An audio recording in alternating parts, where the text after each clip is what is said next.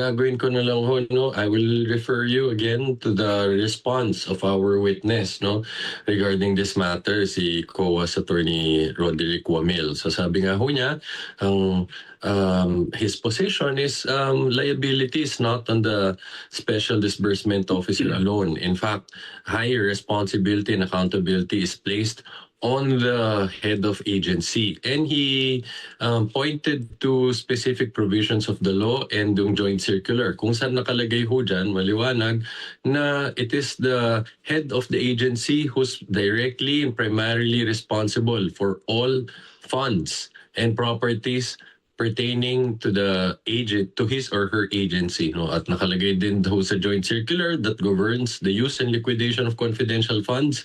Ang head of agency, siya ho ang inaatasan, no, na siguraduhin na yung liquidation process under that joint circular will be properly and strictly observed.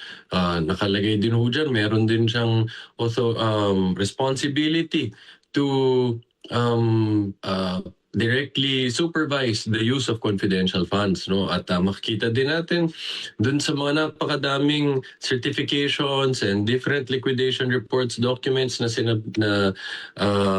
pinirmahan ng Vice Presidente, nakalagay doon she's accountable for the use of those confidential funds.